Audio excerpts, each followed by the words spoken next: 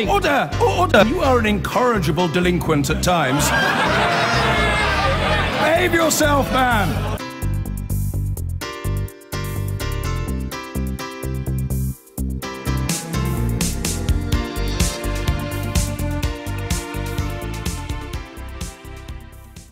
On our panel tonight, one of the three Brexiteers, the Conservative International Trade Secretary Liam Fox, Stella Creasy, the Labour MP, who today forced the government to agree free abortions in Britain for women from Northern Ireland, the Editor-in-Chief of The Economist, Zanny Minton-Beddoes, the founder and editor of the left-wing news website The Canary, Kerry-Anne Mendoza, and the LBC radio host who teaches politicians to count, Nick Ferrari.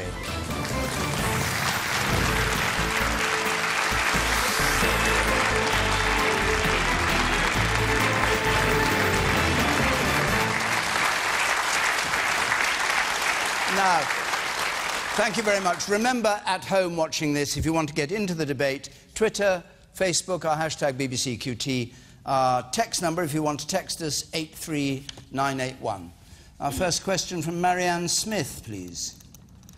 Is it right that 10 DUP votes have been bought by the government when Mrs May told a nurse that there was no magic money tree?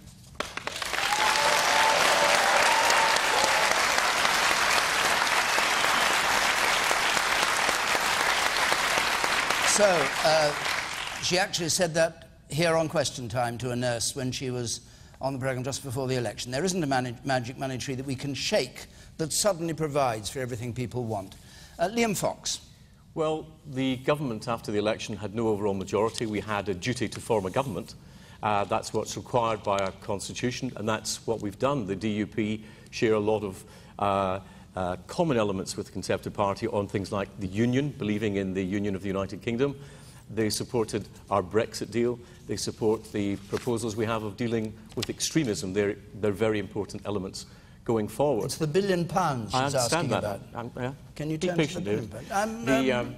And what, of course, it's the MPs from the DUP clearly wanted to get better funding for Northern Ireland and things like infrastructure, and who can blame them? They've got an influence that they didn't have before, and that's what our political system throws up. But there is something that was different about Northern Ireland. If you look at the city deals that were done in England, there were over nearly £3.2 billion worth of city deals done.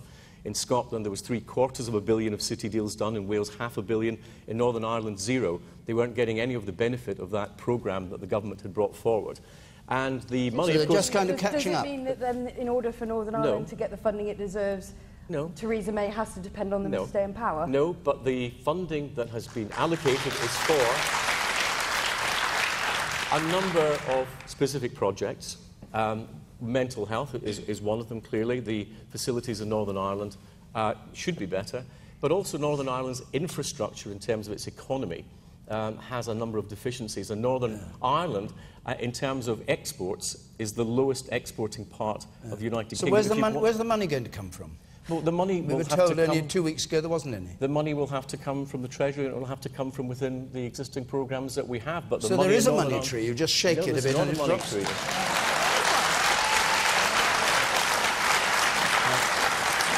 But we do have programmes that need to be funded. Remember, this money does not go to the DUP.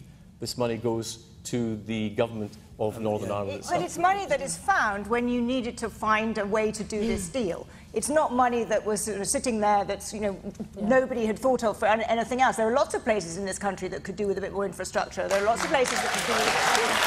But I think I'm interested in how you started this answer. You said that the government had a duty to form a government. Well, actually, it didn't have a duty to do a grubby deal. It had, it could have perfectly well have functioned as a minority government. We've had minority governments before. They tend to be quite weak ones. But it's not at all clear to me that this deal, which not only is, frankly, a grubby bribe of £1 billion, it also makes the whole peace process somewhat harder. I would say that it makes Brexit more complicated. In this case, to paraphrase someone, no deal might have been better than a bad deal. Okay. Nick Ferrari. The question was it right? And it was right and it was wrong. It was wrong because it was shabby. but it's what politicians sometimes do, and politicians of all colours. We can look in the past at Labour, how they, when they were in power, they channelled vast sums of money to northern cities such as Manchester and Leeds and Sheffield, where they have their core vote. So in a way, it's the same sort of thing. It's equally shabby. It shouldn't have been done. It shouldn't have been done, but it wasn't done. Because they're staying to their core vote. How can you possibly equate investing in the regeneration of much-needed regeneration of towns and cities across the land with a grubby little deal that Theresa May made simply to retain power? I mean, that's absurd. All right. But where I believe it was a good thing, that given what we've seen as utterances from Jeremy Corbyn and from the Shadow Chancellor John McDonnell over the past week or so, I view the prospect of having Jeremy Corbyn as our Prime Minister as I would for going for a Sunday drive with Richard Hammond. So I'm rather pleased that they've done the deal, because it keeps the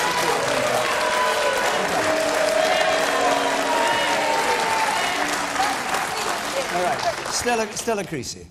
Look, we can talk about the mechanics of what's happening in Parliament and the fact that it basically equates to every single DUP MP being worth £1 million. But actually what matters here is this country hasn't had a pay rise for 10 years. People... I see it in my surgery, I see it in my constituency every single day, people for whom there is far too much month left at the end of their money, and they are desperate. And I'm talking to schools where teachers are quitting in droves. My local hospital has a nurses' shortage. Our public sector workers, those firemen, those policemen who've kept us safe, who ran into burning buildings. And yesterday, some of them might have turned on the news halfway through the day and thought, finally, somebody is listening. So what a cruel, horrible moment it was when the government voted down our attempt to say, you know what, actually there is agreement across this House that these people deserve a pay rise. Let's do something about it. I'll come to that. Kerry-Anne. To come back to Marianne's question, we all watched that nurse plead with Theresa May, plead with her that she hadn't had a pay rise for 10 years and she needed a break. And the Prime Minister looked her square in the eye and said there was no magic money tree. And then when the British public refused to give Theresa May a majority, she bought one for £1.5 billion. And as Stella says, what was the first thing she did with that majority that she bought with £1.5 billion of your money? She said to that nurse, she said to the police that ran into the Manchester concert bombing and the terrorist attacks on London, and she said to the firefighters that ran up 20 stories in Grenfell Tower to save lives, you're not worth a pay rise. It's outrageous. You sit up there, and I come to you, Liam, obviously. You man up there. Yes? I can't believe that Liam Fox mentioned security in connection with the DUP. The Tory party trying to smear Corbyn with his connection with attempting to create a peace deal in Northern Ireland. That is shameful. You in the front. Man in the front here, second row. Yes, you. I think it's quite incredible, especially from Labour, that they're not recognising that, as Nigel Dodd said, Labour tried to do a deal in both 2015 and 2010, and also the SNP even tried to do a deal UP. So I feel it's a bit of hypocrisy coming from everybody, actually. Okay. Liam Fox, do you want to come back on the money point? Yeah. Well, it is very clear. That's a very, very good point. It's a point I was going to make. Stella didn't actually mention about the coalition, about the deal of confidence supply that we have. It's not a coalition... Liam, do you think I would have voted to go into coalition with the people I've just been fighting about abortion rights with? You tried to go into coalition with them in 2010. Gordon Brown's tried to stay in power by doing a deal with the DUP in 2010, so let's have none of this high-minded stuff. That's exactly what you tried to do. Yes. Can I just ask you, because one question is, did you really need to do this? Was it a necessary deal? Because it seems to me hard to believe that the DUP, when push came to shove, would vote against you if it meant that Jeremy Corbyn would be in power, given his relationship with Sinn Féin. I think you have a sort of a view that you're very good negotiators. You know, you're the best crack negotiating team. It strikes me that in this area, at least, it was a pretty poorly done negotiation. Okay, are you in the check? Yeah, Mr. Fox, you can't explain that the deal with the DUP is to improve infrastructure. This is really just a ploy to get into power. Okay, I'm going to take...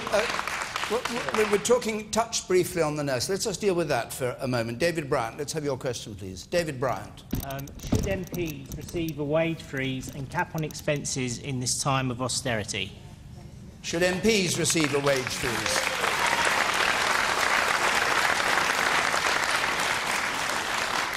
And I think, Stella Creasy, I'm right in saying you got a 10% pay rise in 2015. Yes, and I opposed it, and I have donated it towards the cost in my office of having more casework staff to be able to respond to the need within my local community, because I won't have unpaid employees. I think that if we're going to ask the public sector to continue with pay restraint, we will have to do the same. I don't think there will be an option. We had that correction way back in 2015. I think that the public found that hard to swallow. Yes, I did, like most MPs. And I think that having done that, if we've got that correction and we are going to have to impose continued restraint on the public sector, we will have to lead by example on that. But would you like to see the pay cap ended? Well, I think that we need to look at the control of public finances in a whole. We have a balance here to strike between our duty to remunerate those who work in the public sector and also to look after the interests of the taxpayers who pay those wages for those in the public sector. And I think that we've got a number of public peer review bodies coming forward. That's the appropriate place to look at that. But we need to remember that when we're talking about our public spending, we are spending as a country £46 billion this year in debt interest, for which we get nothing at all, and that's because of the debts we've run up in the past and the interest that's accrued on those debts. And we've got to get to a point where we stop doing that, and what people call austerity is actually living within your means. And we all have to understand that we're living within. Okay, but Liam Fox, hang on a second. You know the pressure there is we do know the pressure on the 1% pay cap. You opposed it when Labour put up. Are you saying there will not be any change and there should not be any change in that policy? No, or are you saying wait for the budget and maybe the Chancellor will The Chancellor has made clear that we will look at the pay review bodies for the groups such as the nurses that we will look at and have always looked at as a special case. But the idea that the country can spend money that it doesn't have and simply leave the debt to the next generation is simply not acceptable. We've got to get out of those bad habits. I have to say, sorry, just 1 moment. This is high hypocrisy indeed from the man who submitted an expenses claim for 3 pence for driving 100 metres. The man, and frankly, I'm surprised to see you sitting there tonight. I thought your best friend Adam Werrity might actually replace you. And I just think it's outrageous that you can sit here with a straight face and tell these people, talk in these terms about austerity and restraint and living within our means, when you were quite happy to subordinate those to your own interests.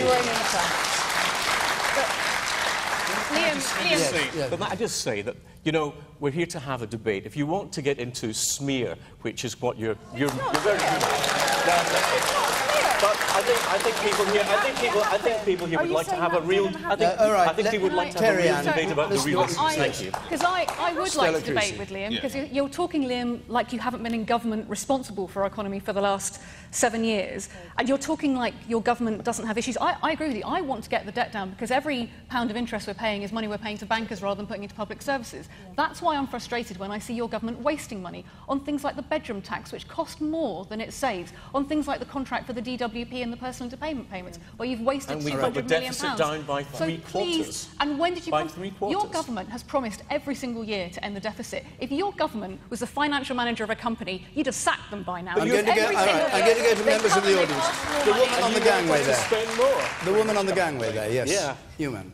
You talk about the next generation. You know, there won't be any midwives around in the NHS if you don't value them, because we're all leaving. You know, we are fed up with it. I haven't had pay rise for 7 years, and I'm very experienced. I've been really sorry, wait a minute, Stella. Sorry, are you saying you're leaving, or you say we're all leaving? No, well, we're leaving in droves. Yeah. And you talk about the pay review body. The pay review body reports that 80% of the women, the midwives that left the profession, would have stayed if they were valued more highly. Let's hear a bit more from our audience. The woman in green there at the back. Well, I personally would want to pay more tax so that our firefighters, paramedics, anyone in public service, I value the education I have, the education my grandchildren will be getting, and I value my family having a hospital bed. So I don't understand why it's all about money. I would gladly give more tax. OK. The man in the check shirt, the young man in the check shirt in the middle in the third row there. Yes, you. I think going back to MPs' pay, I don't think a lot of people realise just how important all MPs' jobs are. OK, Nick Ferrari. Yeah, but David's initial question was, should the MPs have a pay for restraint? And of course they should. There's no question about it. And what I find truly extraordinary is that I heard a figure that, and bear in mind, these nurses and firefighters and others, their pay has been capped for 7 years. And it's a possibility that it might be capped for another 7 years. Now, the last time I looked, when I went to Sainsbury's or Tesco or Waitrose, the prices haven't been capped for 7 years, nor of your rents, nor of your mortgages, nor of your children's shoes. And what is amazing is not just the 1 billion or 1.5 billion that we've debated to deal with the DUP. There are so many other things on which this government wastes, and previous governments, extraordinary amounts of money. For instance, I'll just say the foreign aid budget, which I find quite incredible, £17 billion. But one other thing, which is a £56 billion white elephant called HS2, which is where we all need better broadband. And I understand that Hastings is an area that doesn't have the greatest rail service, so possibly I'm playing to a home audience there. All right. The man in blue with spectacles on in the middle there, you say yes. Hello, I appreciate we're living through a time of great austerity, but I am very concerned about recent changes to the benefit system. I'll tell you, I was made redundant a year ago. I want to work very much. I've had 19 job interviews in a year, all unsuccessful. But a recent change to the benefit system means you now have to be unemployed for 9 months or 39 weeks before you get any help at all with your mortgage. I'm close to losing my home because of this. And what do the panel think about it? Zanny Mintabelis, let's get back to the main question. I think the audience are all raising incredibly important points which lead into what I think we should be doing and need to have as a country is a very serious conversation about what kind of public services we want, what we want to be paying people in the public sector, what that means in terms of spending, and how we are going to raise the tax revenue to pay for it. And just a few facts. We still have, and Dr. Fox is right, we still have a pretty big budget deficit. It's not like we are spending far more than we are bringing in. We're about to, because of Brexit, I'm afraid, have a hit on our economy, which will mean less tax revenue. People are going to be poorer, and therefore there will be less tax revenue. It's perfectly reasonable that we may want to spend more on public services, but we're starting from a pretty weak position. So if we want to spend more, we need to raise more tax revenue. And Jeremy Corbyn, I'm afraid, is wrong to think that all of that tax revenue can come from corporations or the very rich. We have to have a proper, serious, grown-up conversation, as the lady in the back row said, about how much tax we as a society want to pay and what kind of public services we want. And those two have to balance. All right. I want to move on to... You mentioned Brexit, and I want to move on to Brexit, which we have many more questions about than anything. But just before I do, Question Time is going to be in Burton-upon-Trent next week. That's the last programme of the summer. And we're going to be back in September. But if you want to come to Burton-upon-Trent, there is the address to apply. I'll give it again at the end. Andy Thompson, let's have your question, please. Why have 101 MPs this evening again gone against the will of the British people by voting to remain in the single market and the customs union? Yeah. Well, Stella Creasy was one of them. There were 150, I think, Labour and 50 other parties voting against, voting in favour of remaining in the single market. So what's up? What's the game? Let me be very clear. Right, we are leaving the European Union. The question now is, what is the best deal for Britain? And I voted against the Article 50 legislation. I voted tonight to make a point about the importance of having single market membership as part of the negotiations for exactly the points that Zanny's talking about, because the economic and social cost of these things is going to be horrific. And we need some honesty here about the choices that this country faces. And I worry about a government that, before it's even begun the negotiations, takes things off the table. So I want all of these options on the table. 650,000 jobs in London alone are dependent on the single market. If we want a Brexit that is going to work for this country, we have to decide what we think is important. And I think people's livelihoods and being able to keep a roof above their head, know there's a job and a job for them and their kids is something we should prioritise. How do you leave the EU and remain in the customs union and the single market?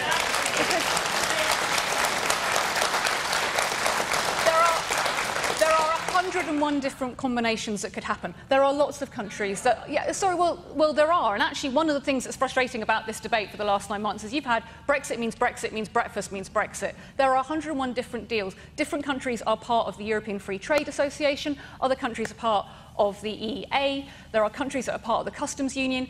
The Prime Minister said that she would like to be an associate member of the Customs Union. It's a membership that doesn't even exist yet. At the moment, this government is asking for a moon on a stick, and I want this country to be able to have some serious options to choose from, because the reality is we won't get everything. Now, I know that is going to be a difficult message for people, but I think you want politicians who are acting in what they think is the best national interest. Right. None of this is about repeating the referendum or undermining it. It's about saying what is in our best interest in the country, and I think that's the first thing you elect politicians to do.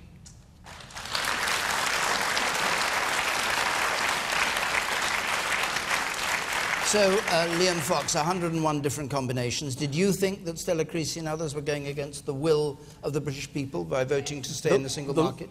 Let's face it, the people who say we want to stay in the single market, want to stay in the customs union, but we really will still respect the will of the British people, it's not true. They've tried to frustrate the will of the British people. The British people made very clear in the referendum, and then in the general election, incidentally, the Labour Party manifesto said we will leave the single market. The Conservative Party said we will leave the single market. 82% of voters voted for one of those parties that's going to leave the single market. And I would say to those, who are intent on thwarting what the British public voted for in the referendum. We voted to have control of our own laws, control of our borders and control of our money. That means not being under the influence of the European Court of Justice, not having complete free movement as we have inside the single market. You know, what don't you understand about democratic, referendum or binary? Because that's what we voted for. Liam. All right, briefly, Stella, briefly, answer that. That's not actually true about the Labour manifesto, but also we've just had a general election. Your government asked for a thumping mandate for that approach, for that hard Brexit, come what may, isolationist approach, and the public said no. But hang on a second. If you're right about this issue, why did your party leader sack 4 shadow ministers tonight? Because they voted with you. No, that's absolutely right. I'm not going to pretend that there's not a debate going on in the Labour movement. A debate? Yes. Well, sorry, do you want... It's a polite way of putting it.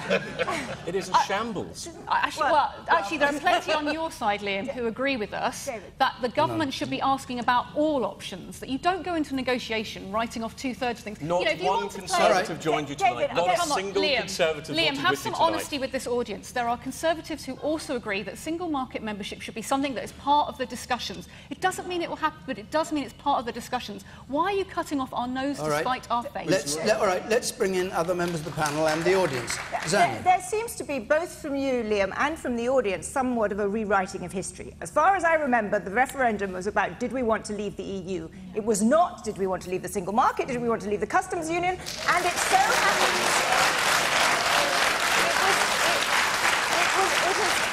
It's been interpreted in the past year to be Brexit means a hard Brexit. And Stella's absolutely right that the results of the election were not a thumping majority for this. And you can say not, but there's not. If you look at opinion polls now, opinion polls seem to suggest that a majority of the British people actually want to stay in the customs union. All right. Okay. All right. Okay. Listen. Better if some of you speak than all of you shout. Who disagrees with what Zania's just said? All right, let's hear from you, the woman there on the right. Yes. What did you vote for when you voted? Conservative. I didn't vote most recently because I didn't think it was worth doing. No, I was thinking, all right. But hundreds of years, this country has stood on its own. It's been the best in the world for almost everything. We've joined up with others, and it's a load of rubbish. Everything we do is awful. We're in debt. It's horrible. We should be back where we were on our own. That's the way. Thank you. And anybody else want to take issue with what she said? You, sir, the man in green there, yes. I think there's a little addressed issue in society that there's this balance between freedom and responsibility. And there's not only left and right in the world, obviously, because Brexit proved that. It was split down party lines. But there is this issue that people want to be freer, and we voted by a slim majority, but we voted to be freer from the supranational system of the EU. And yes, it's a risk. Anyone saying it's going to be terrible if we stay or great if we stay, terrible if we leave or great if we leave. But what about the 101 different combinations that Stella Creasy says are available? Do you think there are 101? There are lots of options available. And they should be available within the referendum of last year? No, we can't all vote on 101 different things. No, That's indeed, what the government's no, I mean, for. We delegate that to them. Nice for some of us, but hell for most of us. You said there on the corner there. You. Stella says that 650,000 jobs in London depend on the EU. They're not going to go away just because we leave. And you say that we want to be isolationist. The share of the world GDP that the EU has is going down year by year by year. We want to look to the rest of the world. There's a big world out there which we can be part of. And what do you think of the remaining in the single market or remaining in the customs union? I think we should come out, both of them. Nick Ferrari. Just before we move on, to the gentleman there who's tried 19 times, I wish you the very best of luck, and I hope somebody's watching tonight that gives you a go. The very best of luck to you, sir. Who are you pointing at? That gentleman there who says he's lost his job and he's tried 19 jobs. And by the way, I will write you a reference. I've known you for 20 years and you're the finest guy I've ever come across. Not really, but I'll help. This is the reality. This is the reality of the situation. Would it be a good idea to perhaps pay some cash so we could get back into the single market? Yeah, possibly. But it is never going to happen. We are where we are. We might not be where we want to be. And to bring up the point from the young man sitting over here, he's absolutely right. It is a big, brave, bold world out there. And I ask you in all honesty, as you look at the European Union at the moment, as you see where Greece is, as you see where Italy's economy is, as you see where unemployment is in Spain and in Portugal, actually, would you want to now tie yourselves to something like that, which is past its prime and possibly like the old Soviet Union? And I suggest you wouldn't. And just finally, much as I respect Liam and I respect the whole front row, the rugby front row of our negotiators, Boris Johnson, David Davis and Liam Fox, I can't help but thinking the person who should be doing the negotiations is Arlene Foster, because, by God, she got a good deal out of that lot. Kerry-Anne Mendoza. I think the audience have raised really good points. In fact, journalist Paul Mason wrote an incredible piece prior to the EU referendum, which was about the absence of how, and the fact that you could even have a referendum where people who were never going to be responsible for delivering that Brexit, all that Remain, were allowed to make whatever the hell kind of promises they felt like on the day in order to get their victory, and never have to take accountability for the result.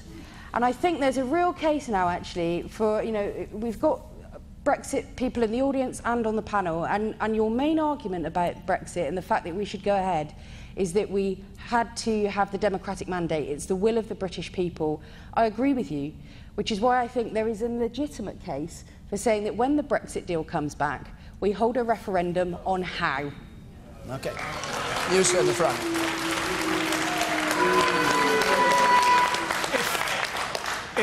If, as our panel are saying, our MPs really have got the best interests of Britain at heart rather than self-interest, then after the British people have had the opportunity to vote us in or out on Brexit, there should be a cross-party project for the good of the nation to come together so that then we push the country forward. I'll come to you up there. Now, hold on a second, then.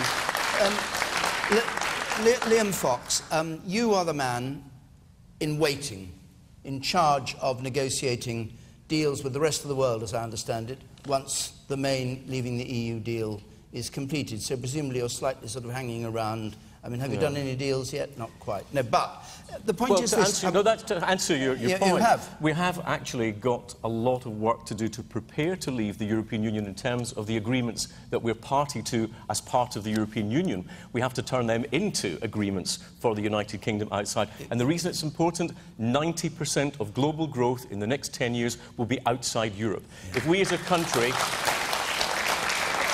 If we as a country want to generate the wealth that we will need for all those things that everybody wants in terms of spending on public services, that growth is going to come from somewhere else. We need to access and get into those markets outside the European Union. That's where growth is going to come. We need to be part of that. Sorry, let me just put a question. I want to put a question. Hang on a second, Stella. Hang on a second. Are there any circumstances in which remaining in the single market or the customs union, question that Anne Thompson asked, would appeal to you, you would find it a sensible course? Or is Brexit means Brexit something that means something If we stay in the single market, we'll still be subjected to the European Court and we'll still be subjected to the free movement of people, which I think the electorate didn't want. If we stay in the customs union, we cannot negotiate our own trade agreements because we'll be bound by the European, what's called the Common External Tariff, and we will not be able to reduce the duties on developing countries who want to sell their goods to the United Kingdom because we'll be bound by that. We have both an economic and a moral mission to be able to make the best of the decision the British people have given us, and that opportunity is taking advantages of those big markets that are out there for our future prosperity. It's a great challenge. We should rise to it. Zanny seems more influenced. I just want to... I think this is all great rhetoric, but can I just add a little bit of reality to this great, brave new world that we're going to conquer? Yes, there are economies that are growing faster outside Europe. But 61% of Britain's trade is either with the European Union or with countries that already have a free trade deal with the European Union. No. Who was saying it shouldn't be? You were saying it. You said your bit. It's all right. You said your bit. 61% of our trade is with either the European Union or with countries with which the European Union already has a free trade, so we already have free trade with those countries. The rest of it is divided half to the United States and half other countries. Now, the United States, we might be able to get a free trade deal, but tariffs are already incredibly low. What the US would want is access to our agricultural markets. What we would want is greater access for services. Now, I'm a free trader. I think more free trade is great, but let's be realistic about what that means. That means the British people having hormone beef, having chlorine-washed chicken. Yes, it does, because that's what the Americans will want. And the idea that you... the other thing, Liam, is that, as you know well, the Americans are not going to negotiate with you until they know what the relationship is that you have with the rest of the European Union. And ditto with all the other big emerging economies. And just one fact, if the trade with the EU decreases by 5%, you need to increase trade with the 10 biggest Commonwealth economies by more than 30%. So how would you... So a tiny decline in our trade. How would you go along with the decision that was made by the referendum in the first place? If you want a Brexit... Can you put your hand on your heart and say, staying in the customs union, staying in the single market, accords with the wishes of the 52% of the British people who voted because they wanted to leave the European Union. And yes, you will demand change. There will have to be changes to the way that Britain has its relationship with the European Union. I accept that, and so does everybody, but it's a negotiation that should not exclude the most sensible approach, which is to have all, as Stella says, all options on the table. We have to leave. We've been told to leave by the people. They've given us instruction, not a request. Right. And if we stay in the single market and we stay in the customs union, we're still going to be in the European Union to all intents and purposes. That is not what we were instructed to do. Let's hear from some more. Stella, I'll come to you because you asked her to go instead of you, but I'll come back to you in a moment. The woman up there, the second row from the back, yes. I would trust what Zanny says because she works for The Economist. She knows money, so I think we should listen to her. All right.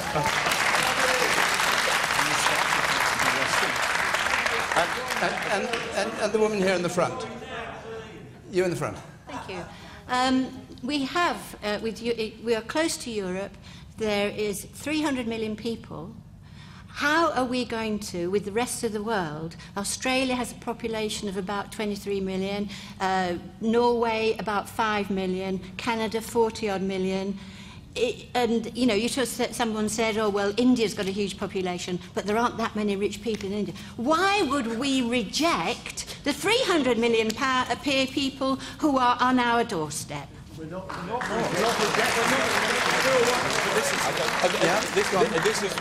This is simply, we're not rejecting Europe. We will want to trade with Europe. We want an open and liberal trading arrangement with the European Union, which we believe will be in both our interests. But there are some very, very big markets out there that we will be able to take advantage of. And as for the US will not talk to us, I've got news for you that we are beginning our actual discussions on the 24th of July next month. Okay, a brief last word. I want to go on. We've got many other questions, not just Brexit. Yes. This debate proves why actually you want more parliamentary scrutiny, because there are lots of different combinations. Liam isn't levelling with you. Whoever we trade with, we're going to have to abide by their regulations. That's the point of a trade deal. So you need to know what the options are. And what I want, and the others who are concerned about just walking away from single market membership, because it's not just about the tariffs, it's also about the standards. It's about things like your employment rights. It's about environmental standards that have been built up. We can look at what the deal is without in any way compromising that commitment that the referendum has had. Believe me, sir, I do not want to run the referendum again. But I do want what's in the best interest of this country. And I want the British public to know that politicians have done a proper job of scrutinising what the options are so that we've got you the best deal. I can't hand on heart tell you that's what's happened now. OK. I'm going to take another question. Keith Piggott, please. Keith Piggott. The horror of Grenfell Tower became politicised during the PM's question time. Do the panel think Parliament should adopt Mrs May's collective guilt approach to resolve, or Mr Corbyn's austerity point scoring? OK, well, there was as you know, there was a division of opinion on, in the House of Commons. Nick Ferrari. I thought that was one of the lowest moments in Prime Minister's questions I've seen for some time. There are people now, even as we speak, who don't know where their loved ones are, who don't know where their families are. There are incredibly diligent men and women wading through, and I apologise, this is a graphic image, but it was reported in the papers today, up to 3 feet of broken appliances, ash and goodness knows what else. To see the leader of a political party try and score a cheap point over that, I thought was absolutely reprehensible, beaten only by your Shadow Chancellor John McDonnell suggesting both irresponsibly and utterly incorrectly, and it could be actually illegally, because it could now prejudice a future trial, that they were murdered by political decisions. There is a time for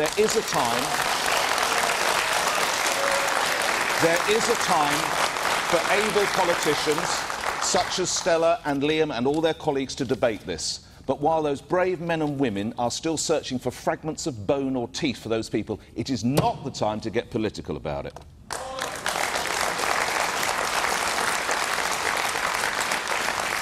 You at the back there. What I think is more reprehensible than your point is that it's taken a tragedy like Grenfell Tower to even raise the issue. No one was speaking about it before, were they?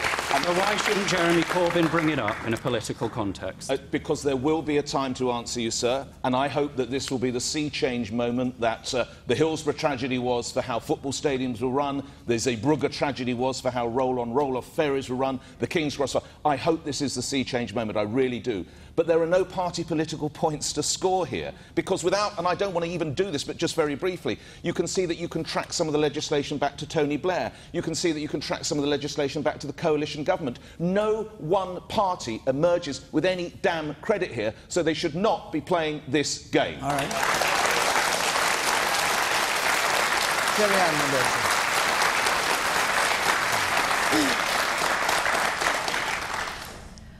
Do you know what I think is reprehensible? I think it's reprehensible, and I think it's disgusting, that the reason that that building was wrapped in combustible cladding was because the poverty of the people living in that tower block was offensive enough to hide behind combustible cladding and not offensive enough to deal with. I make no apology for saying it. Well, if it's wrong, you have to, actually. This is not about party politics. This is about, what it is about is saying there were a chain of events that led to this fire that have to be analysed, and those questions have to be asked. They have to be asked and answered openly. And it's not me saying that. It's not Jeremy Corbyn saying that. It's the survivors of this disaster. It's the residents of that tower wrote in 2014 saying, we believe this is a fire risk.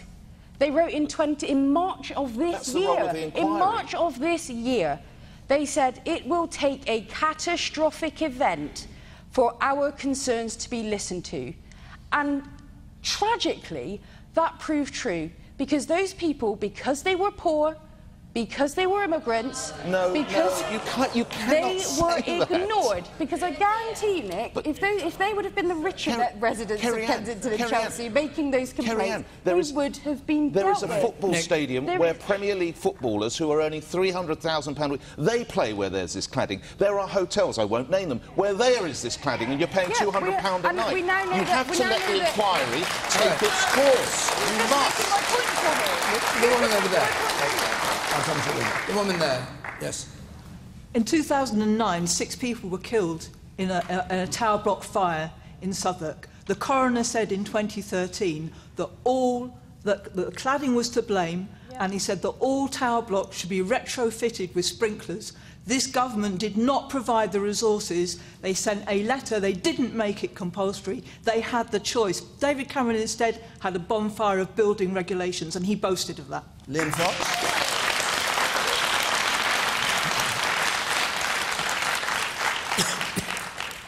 Like a lot of people who've worked for the emergency services, this fire actually brought back a lot of unpleasant memories for me. I was a junior doctor. There was a fire, you may remember, David, the so-called ice cream wars in Glasgow.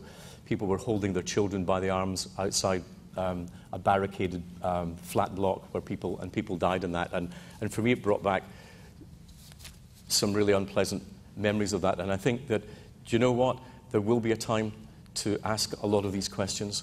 But there's still, a great deal of suffering going on. People have had their lives ruined. People will have their families. They will never be together again. And I think that we need to conduct this debate with a little bit of respect for them. Politicising it, I think, is deeply tasteless and it's offensive. I couldn't agree more, but I would say, I think there's been a public policy failure here for decades. Yes. We're going to have to come to terms with that. And it's come at a lot of levels. It's come at government level, at legislative level, it's come at inspection level, it's come at building level, it's come at local authority level, and we'd be very wise now to let the inquiry take its course, stop pointing fingers, and remember that this is essentially still a dreadful, dreadful human tragedy that we're witnessing. Hang on, Stella Creasy. What Jeremy Corbyn actually said in the House of Commons was that the fire was the result of disastrous effects of austerity, of a price paid in public safety, the terrible consequences of deregulation, cutting corners, which stem from a disregard, I quote him, for working class communities. Do you endorse that view? So I'm very mindful tonight, in my community in Walthamstow, there are people in blocks that have cladding that is being investigated. So I agree with you that we have to choose our words carefully. I'm also very concerned by what we've seen from the judge today in the inquiry, who's already said, look, I don't think I can satisfy the concerns of the Grenfell residents in terms of what I'm going to be able to look at. Because what he's going to look at is when the fire happened and what happened after that. Absolutely, there is a time and place for those discussions. I think if one of the things that we've learnt from Hillsborough is when you're looking for both truth and accountability, transparency matters. And it does look like there is an increasing concern about building regulations. We don't know, Mum, which way it goes, but we do know that looking at whether or not our buildings regulations in this country have been applied, or they've been too flexible, or they haven't been enforced, is a question that needs to be answered. So was your leader right to say that it was a disregard for working class communities and the disastrous effects of austerity that caused this fire? Right or wrong to say that in the House of Commons? I don't agree with the way in which he put it. I do agree that the inquiry should look at a wider range of issues, and I think all of us, you can hear the heat in the audience tonight, you can hear the concern, and I understand where Jeremy was coming from in being concerned about this and being frustrated about it, because that's what you're talking about with the Larkinhall House Tower. But all of us have to channel our anger into what is the best thing for those people tonight who are worried about the cladding around them. And it is right that we have proper investigation. I'd also like to see the public advocate process fast-tracked, because one of the things we've also learned from Hillsborough is having the voices of the residents, the voices of the victims, front and centre. Why have they not been able to negotiate with the judge about his remit is a question for me. But because they haven't, the worry for all of us is that these questions won't get looked at. And I think all of us would agree we'd want a proper investigation, an independent investigation into what happens with those building regulations. Zandy Minton-Beddoes. I think we have to have a proper investigation. We have to have one that is transparent, but that is also speedy, because part of the problem with public inquiries is that they can go on and on and on and on and on. So you don't want to have this done it is an incredibly emotional, understandably emotional issue. It's a terrible, terrible, terrible tragedy. But do you understand it being politicised? Is it right that it should be a political issue? No, I think Jeremy between the Corbyn was parties? utterly wrong to say that. I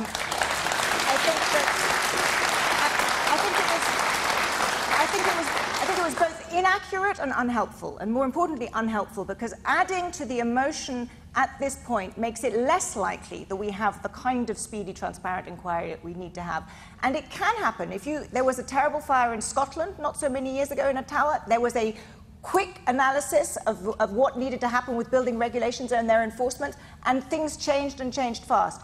We need that, but we also need to have, frankly, a broader look, and this is where I think the austerity here is it's not irrelevant, but it's somewhat tangential. But there is a broader problem with the housing stock in this country that this is partly a reflection of. And we need to have a debate on that. The inquiry isn't going to have that. The inquiry needs to look at building regulations and what caused the fire, how it spread, what can be done as quickly and to improve things as possible. But beyond that, we need a broader debate as a country. Let me go back to the regulations isn't part of the inquiry at the moment, Zanny, and I think that's a concern that many of us have, is that ought to be something we are looking at now. Keith Piggott, you asked the question. What do you make of it?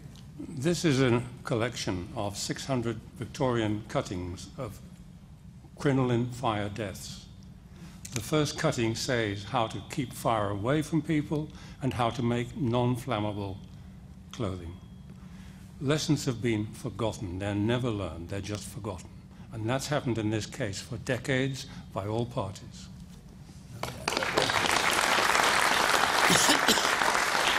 I'll take one point from you, sir, over there. Yes. There you.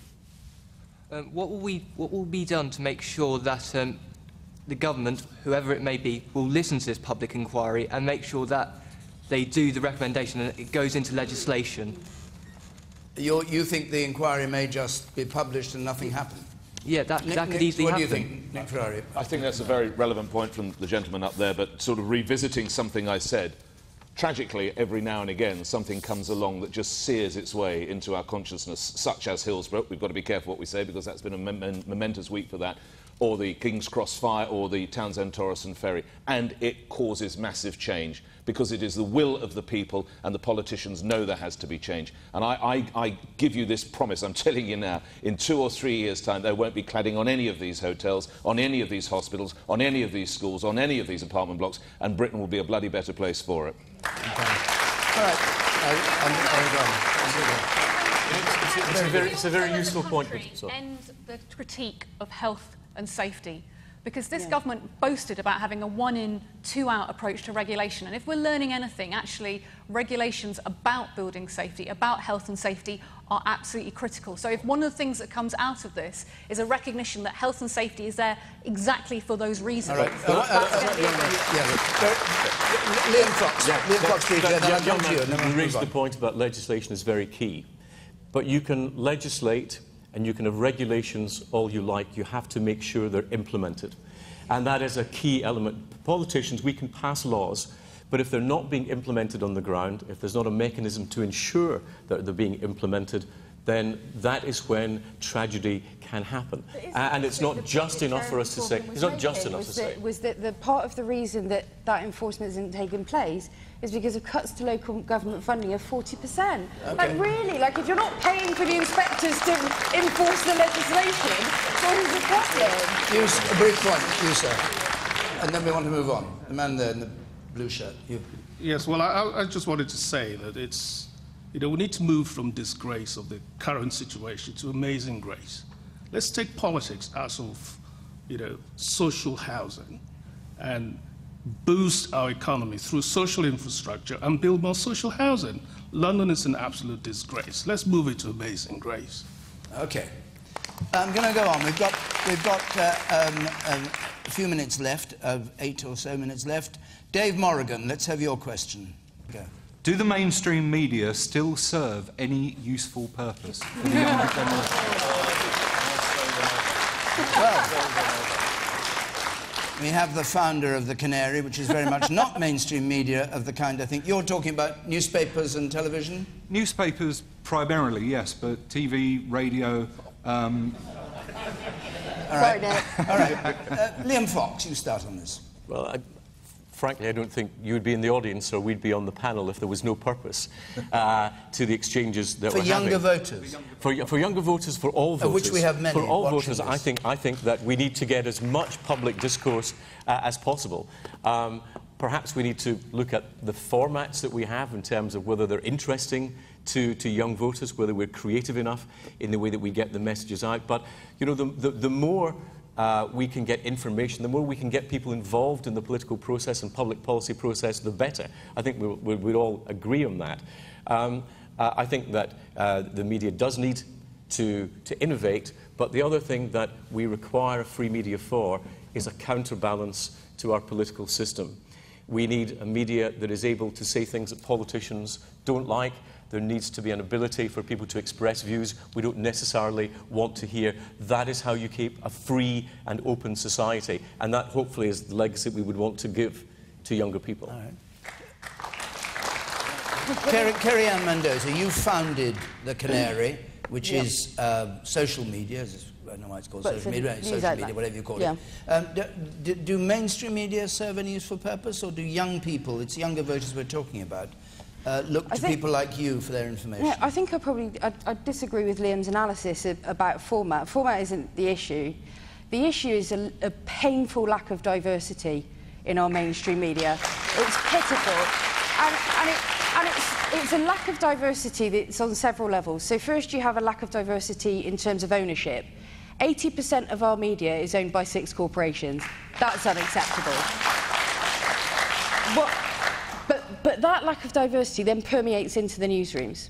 So the whole path into journalism these days is you basically go to a handful of universities, maybe 6, and then you do an unpaid internship, probably based in London, and that prejudices against... But Nick says rubbish. Absolutely. There was a study that came out yesterday. 51% of our journalists were public school educated, compared to 7% of the population at large. So what you end up with is a mostly white, mostly male, mostly middle class media based mostly in London.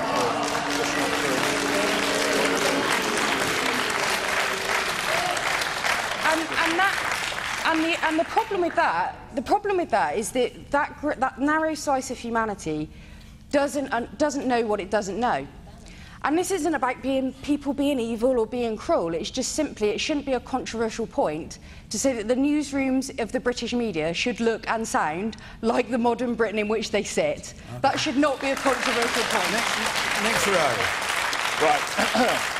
It will be an unpalatable fact for you, but the reality is that the people who were involved in the brutal racist killing of Stephen Lawrence would not be behind bars without the power of the Daily Mail, and that's a fact, and the editor took a great risk and could have gone to jail for that. The other thing is, of course, we talk about young people. Actually, I have been in and around the newspaper business for about 50 years. My late father ran a press agency. I have a television show, I'm on the radio, and I write a column for the Sunday Express, so I cover the whole damn lot. Never has the mainstream media been more important, because while I respect what people like that are doing, and it's great, and it gets kids involved, which is fantastic, don't forget that when you go to these sort of utterings, which at many times are like the mad ramblings of the man on the top deck of the bus speaking into his hand, they have no journalistic backup whatsoever, which is why we heard that the Pope was endorsing Donald Trump. So that is why we need to keep journalists like the people who work on this show on Question Time, who work on my radio show on LBC, because when you hear it from us, it will be true, or to the best of our endeavours, it will be true. Like not just made up because I've had a can of Heineken and smoked a joint. That is outrageous. Firstly, You want to talk about facts? Firstly, our readership isn't predominantly young. Our readership is predominantly 25 to 50. I was addressing that man's question. Secondly, our newsroom is not young. Our newsroom is diverse. We range from 20 through to our most veteran reporter was a journalist in traditional media before I was even born. We're diverse ethnically, we're diverse in terms of religion, Jewish, Muslim, Christian and atheist. Didn't say you weren't. And what we do, and the idea that you can work for a station that employed Katie Hopkins... Right. To launch the most... I mean, you know this. Just this week, a Muslim man was beaten to within an inch of his life. I don't think Katie Hopkins was involved in that somehow. And the people painted over his house Katie Hopkins' tweets. So when we're talking about journalistic responsibility, I think we need to look at the mainstream media. I'm going to hear from the woman here. Yes, you.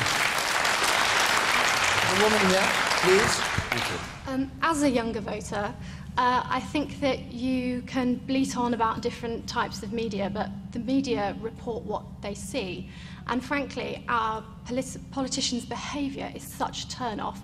Both sides are point-scoring cheaply, and we had the Conservatives jeering and cheering when they voted down the public sector freeze, and it's such a turn-off. They seem so out of touch. What about the newspapers, though?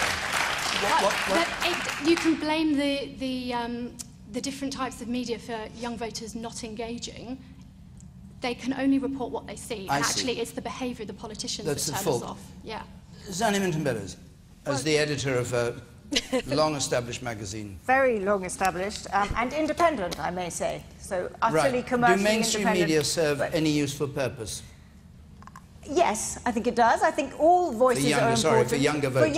Yes, I think actually there's a hunger for real news, for good analysis out there, as much among young people as older people. You have to reach people in the way that they want to consume their media. So we reach lots of people now through Facebook, through Twitter, through Snapchat, one of our biggest recent successes. You can't keep doing exactly the same as what you did, but the people really value authoritative, non-ideological, good analysis. And many voices is good. I welcome your voice. I welcome LBC. I think it's great to have lots of voices. I think in this country, and I spent most of my career outside of this country, it's interesting coming back how the press is dominated by a few publications. And I think there has been a sort of incredible power there. But that is now waning, because if you look at this election result, in some sense, it's a pretty damning indictment of the power of the Daily Mail and the Sun and so forth. We haven't much time left. Stella Creasy, do you think it was social media that built up Labour's support in this election?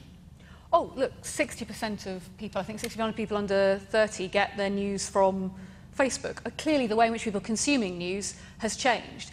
I think in a healthy democracy, you need both news and analysis, but you need to be able to tell the difference between both. And frankly, whether it's offline or online, I think you need to have confidence in the sources. So I agree that we need to look again. I mean, in this country, we've traditionally separated out broadcast from print. Our print media doesn't have the same impartiality. No, I think you would not say the Daily Mail was impartial. No, but you don't have to buy it. Stella Creasy. But what I worry about, well, I just say what I worry about is I do have younger people in my community coming to me who are very, very critical of official sources of information, but will then send me links from Russia Today and say that that backs up their idea.